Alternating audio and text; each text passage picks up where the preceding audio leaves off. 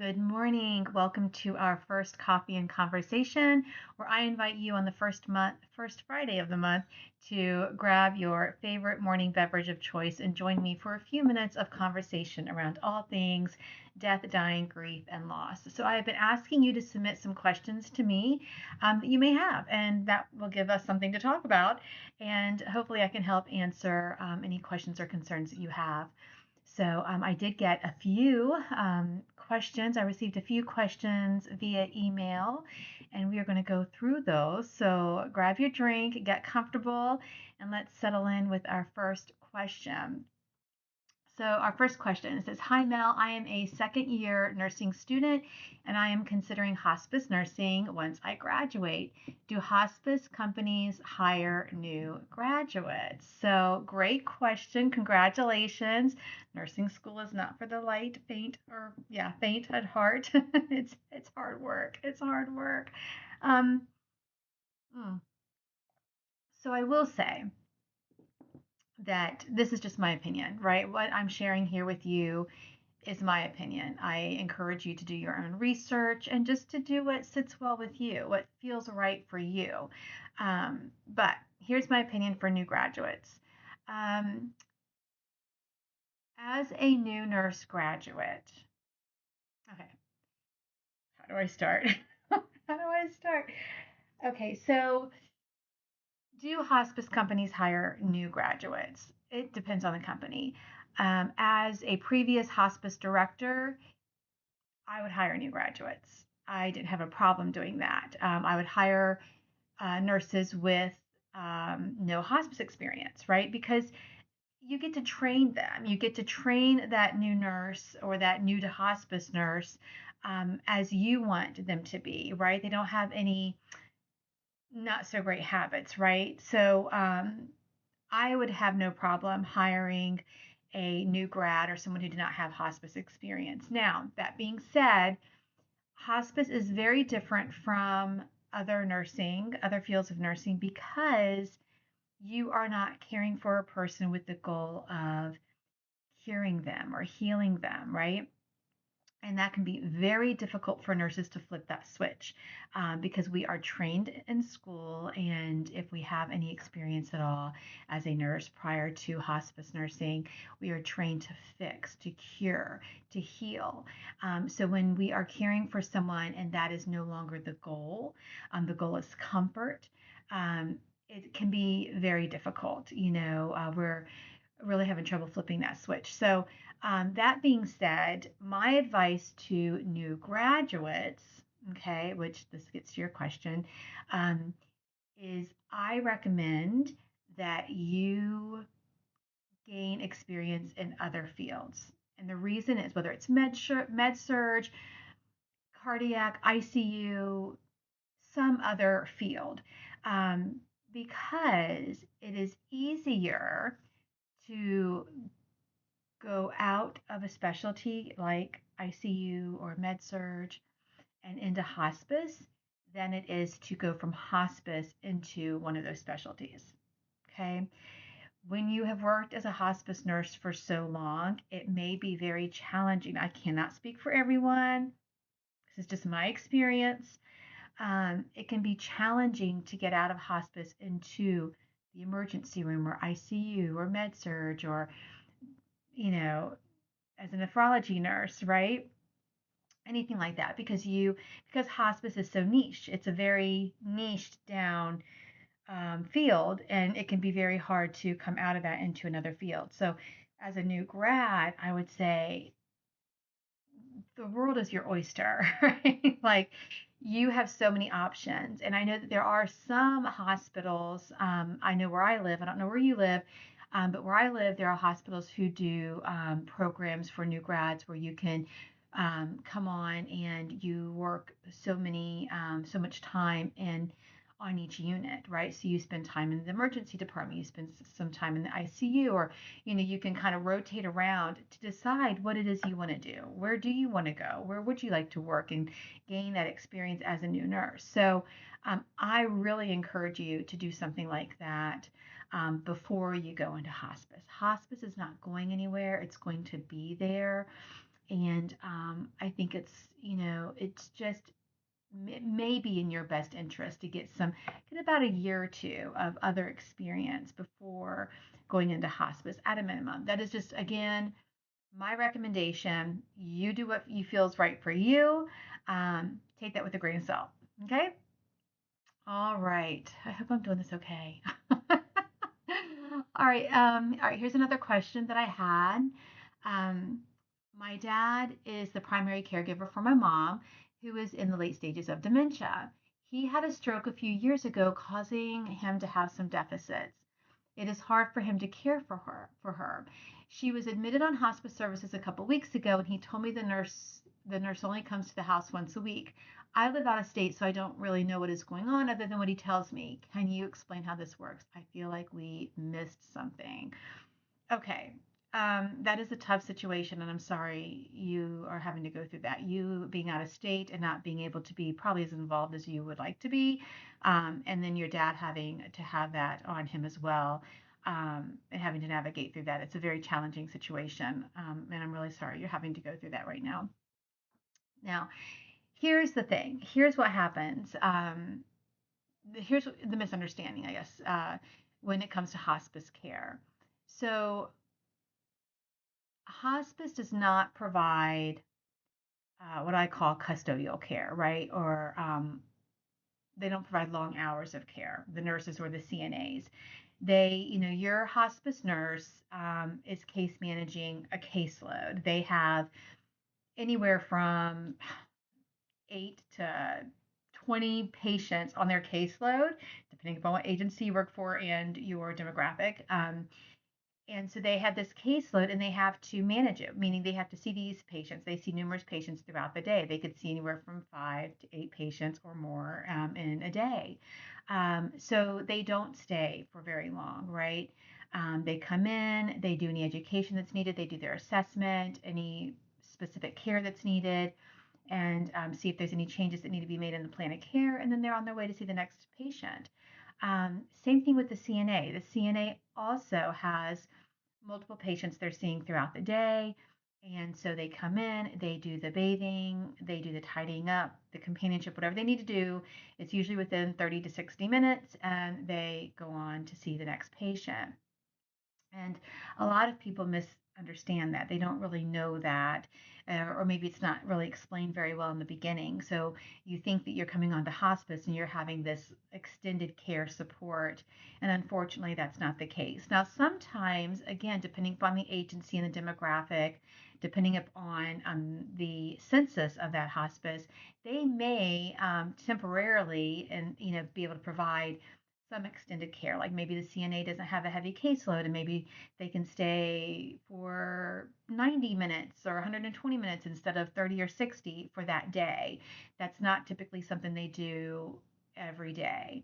And yeah, the visit schedule is based upon the need as determined by the admitting nurse. So let's kind of take this from the very beginning, right? So when you are admitted on hospice, you have the admitting nurse that comes out, they do their assessment, and based off of that assessment, they create a plan of care. And this plan of care has in it the how many days a nurse is going to visit and how many days a CNA is going to visit. You also get a social worker and a chaplain, spiritual support, and a volunteer if you would like. So you have this whole care team in place, and it is considered that the nurse is going to come out. Let's say it sounds like in your dad's situation, the nurse is only needed once a week. So the nurse's role, the nurse case manager's role there is just to go out and see if any medications need to be refilled, provide any care services to your mom, talk with your dad, provide any education or support to your dad, and then they're going to leave. And it's typically once a week is when there's really not a whole lot going on. There's not a whole lot of clinical need with that patient, right? That patient is probably in the early stages of hospice care, and there's just not a whole lot of care or support that is really needed from a clinical perspective. So we typically start our visits off at once a week in those cases, and then we increase them as needed.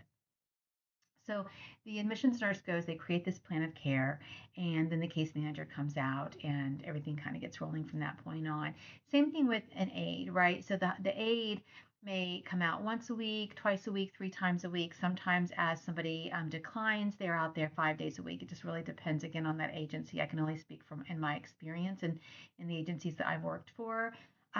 So, typically it's, you know, 2 to 3 times a week to start to provide that personal care, that care with ADLs. So that's just long-winded. I'm getting very wordy, and I hope I'm not throwing you off. Um, so, so that probably wasn't explained to your dad very clearly in the beginning, and your dad probably thought he was receiving some more extended care. And it sounds like he does need some extra support, right? And this is where the hospice social worker comes into play. The social workers are amazing at tapping into community resources when there's more needs, right? Beyond what hospice can provide. Because hospice is managed care. It is managed by insurance companies, right? So Medicare or the private insurance company is kind of managing that. And all that we do within that home, we have to justify through documentation. So it's managed care, and if it's something, if the person is needing something that is beyond us that we are not able to provide, that social worker can reach out to the community and tap into those resources or provide those resource links to your dad. So that is what I would suggest. I would suggest that your dad ask the social worker if they can help him find additional care and support because he needs that. He needs that support due to his deficits and the care that your mom needs. Now, you are in another state, but if your dad is open to it, right? Because I'm assuming he's the healthcare proxy, right? He's your mom's healthcare proxy. Um, and but if he's open to a video call, setting up a video call with you and the hospice team, they can certainly do that. It doesn't even have to be video. It can be a phone call, a phone conference. The hospice team can work with you on that so that you can be involved in her care too, even though you are far away. If your dad is open to it, he can pull you in via telephone or video conference so that you can meet the hospice team, talk with them, and discuss, any additional resources that may be needed for the care of your mom. I hope that answered your question. I tend to get a little sidetracked as I talk. ADHD. Okay, so next question. So I had 4 questions today. This is going to be a short and sweet little meetup, which is okay. They'll vary depending upon the questions that come in. So the next question is, Mel, why are hospice nurses always pushing morphine on patients? Why are hospice nurses always pushing morphine on patients? Are we? Are we always pushing morphine on patients? I don't know. I can only speak for myself. I don't really push morphine on patients. But look, here's the thing. Um, I'm a fan, me personally, of having a conscious dying experience, right? Like when I am having my dying experience, if I have a slow dying experience, I want to be as aware and as alert as possible. And so I don't want to be heavily medicated if it can be helped, right? I don't want to be in a lot of pain either. So that means I've got to do some work now on pain management, like breathing techniques, meditation, guided imagery, other ways that I'm going to manage my pain and my dying experience so that I am not having to rely on that morphine for pain management or any other opioid that may be used so that I can have a conscious dying experience. That's me. Okay. And I think other people maybe would like, maybe that resonates with them. Well, that sounds kind of good. I think I'd like to have a conscious dying experience too. Well, you can't wait until you're dying to put that into practice. You have to practice that now, right? It's kind of like when you're training for a marathon. You don't just jump up and go run those miles. You train. You train for that marathon long before it happens if you're going to do it safely, right? So it's the same way with dying, or like when you're planning on having a baby, right? If you're pregnant and you're getting ready to have a baby, you go to Lamaze classes, you do lots of reading, you get things in place, right? You have a person who's going to be in the room with me, and so maybe you have a birthing doula, and they go through techniques, with what works for you, what resonates with you. Maybe it is meditation, or maybe you're going to do a water birth, or whatever it may be, right? What is that birthing room going to look like? Same thing with dying, right? It's the same thing. Um, Plan for it, talk about it, prepare for it, practice it. If you don't want to use medications, if you don't want to be heavily sedated, unfortunately, we don't do that. We don't do that in the Western culture, in today's world. We don't talk about death or dying, which is why I'm doing this, right? That's why I talk about it so much. Because we are brought up, it is our, as a society, to turn away from it, to fear it, to push it away and not talk about it, not look at it. So when it comes upon us, right? It's scary, it's frightening, and maybe our illness, our diagnosis, how we're dying, what we're dying from, it is painful, it is causing pain, right? So we sometimes think that we're going to have a fast dying experience. Like we tend to think that we're just going to go, go, go. We're going to live, live, live until we die. And when we die, we're just going to die, right? And that happens. There's traumatic events, there's accidents, that happens. There's sudden deaths, right?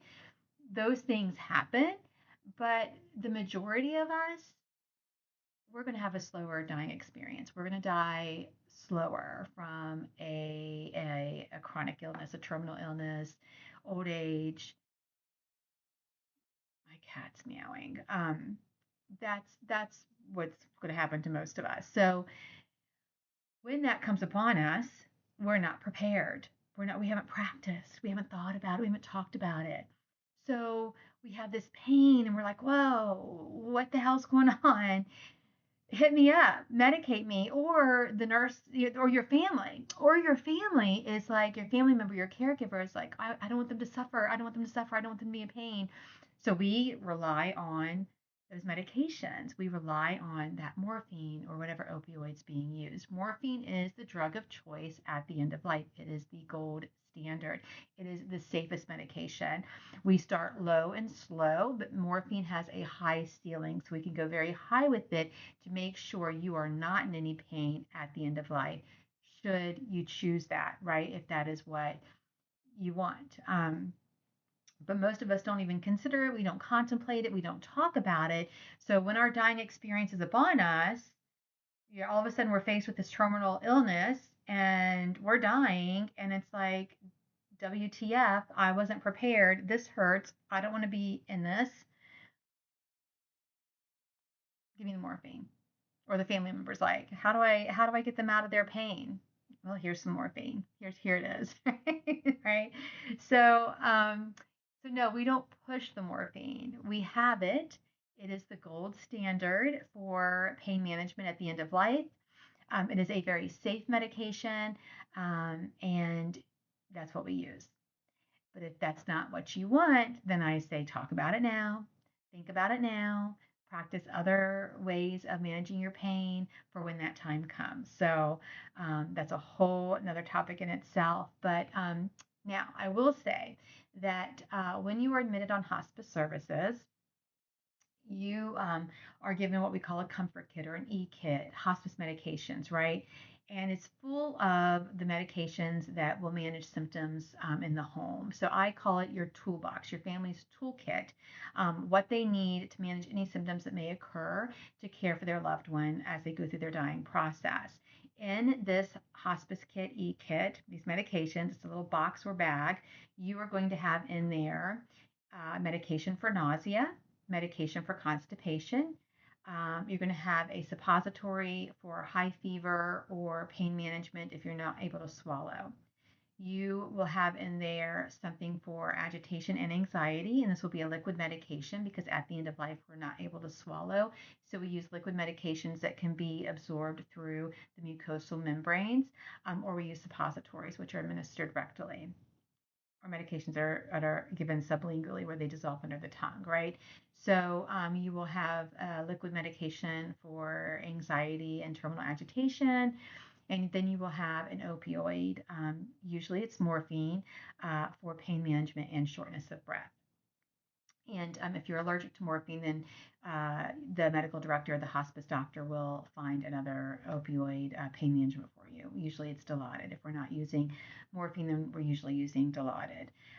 So that is what comes when you are admitted on hospice. Whether you need it at that time or not, typically we order those things on admission and we just have your family set it aside. We'll educate on it.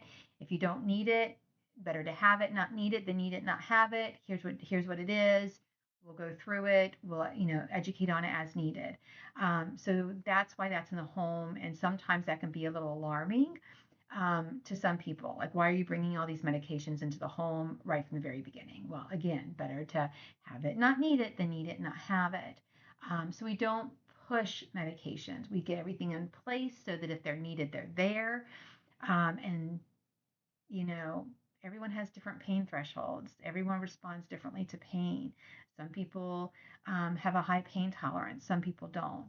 Pain is not always physical. Sometimes there's emotional pain or spiritual pain, psychosocial pain that we're dealing with as well. And the families may not, or the caregivers may not understand that. And so they may be interpreting these signs from their person as physical pain when maybe it's not a physical pain that they're feeling. So there's a lot into that, but I hope that I helped you understand a little bit there as to why the morphine's on board and why it may seem like we push that. Um, Sometimes we're treating the caregiver and the family more than we are the patient. And that's why it's so important to talk about end of life care, right? What you want, what you don't want. Because often in the hospice nurse's situation, and the family and the patient, like everyone, it's like it happens so fast.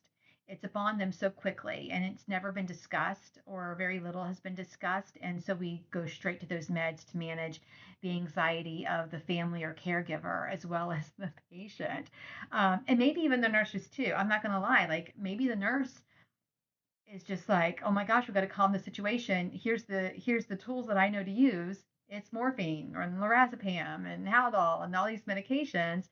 Here, use this, right? So, yeah, why death contemplation is so important. So why it's so great to have these conversations that we're having today, right? It's one of the reasons why I do this, because the more we talk about it and the more that we really contemplate what we want, how we want our end of life experience, our dying experience to look, um, then the more that we can be on board, the more that we're proactive, right? It's more of what we want, and our family has a better understanding of what we want used and not used, than for us just grasping and grabbing what we have on board, right? I hope that helps.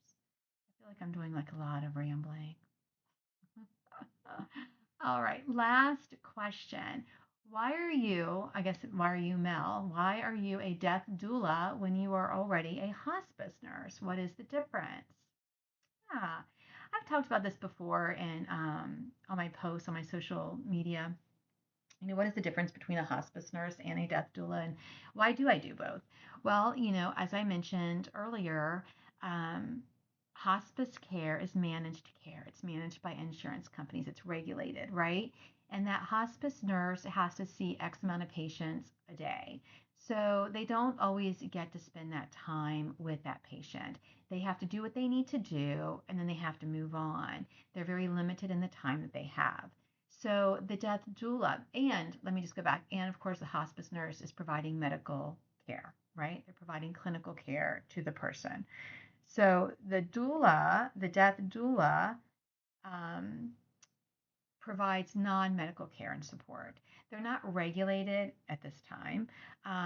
They're not managed by insurance, right? They're private non-medical caregivers, and they can fill that gap between the hospice team, the hospice nurse, and they can fill that gap. So let's say you're hospice and your family just needs some more support. They need somebody they want somebody at the bedside longer. They want maybe respite care, but they don't want to send you to a facility, for 5 or 7 days. They would rather have you at home, and so maybe they rely on the death doula to do that. The death doula can come in and provide that non-medical care and support, filling in that gap, filling that need where hospice can't. Death doulas are not trying to overstep and take over the role of the hospice nurse. In fact, they're a beautiful partnership. Now, um, when I work as a hospice nurse, I work as a weekend on-call triage hospice nurse. So I'm really in and out of the homes. Like I'm there symptom management and go, right? I'm not there long at all. Uh, so my work as a hospice nurse and a death doula don't really overlap. Um, but traditionally speaking, that doula is going to work with that hospice team, right? They're going to be just an extension of that hospice team, working with them, complementing them, um, in the care that the doula provides to the person and the family. And you'll also find too that your doulas usually have specialties, right? Not doulas aren't the same. There's no comparison. Every doula is a little different in what they offer, what their specialty is, what their niche is. So that's something to consider too. My work as a death doula, I really do promote and teach dying consciously, right? That's really what I am all about. That may not be for everybody, right? So people who do want to use minimal amounts of pain medication, who want to be as aware during their dying experience as possible, those are the ones that are going to seek me out. Whereas, somebody who just wants that personal care, maybe that vigiling at the bedside, maybe that's what another doula may offer, and that's what she's going to, or they're going to be sought out for. So every doula has, like most doulas have a little niche of how they provide the support and care that they do. Legacy projects, right? They sit and they create legacy projects with the person. Yeah, it's just very, very different. So, but again, to answer your question, because I tend to go on and on my tangent, doula care is non-medical, right? Your hospice nurse is medical care, doula care and support is non-medical, and I do both because um, I just want to educate and promote conversation and literacy around death and dying, and I do that as a hospice nurse. But again, we're coming in by the time hospice, typically by the time hospice comes in, um, it's such an emotionally heightened time that to try to educate on anything beyond what that person and the family is experiencing in that moment, it's just not going to happen. There's just already too much going on, right? So I can't come in. It's going to be very hard for me to come in as a death doula in the midst of that and provide that ongoing, that additional care and support without that hospice team. So anyway, um, I hope that makes sense. So, all right, I think that is it. Let me just go back here to those are all the questions that I have. And I just want to thank you to those who submitted the questions and keep them coming. We'll do this again next month in March, the first Friday of March. We'll jump on here at 10 o'clock. If you want to join, let me know. I would love to have you. It would probably be a lot easier than me doing this solo, which is what I did this time. I probably won't go on as many tangents. I'd have somebody there to kind of keep me on point. So please join me next time. All right. Have a wonderful rest of the day, and thank you so much.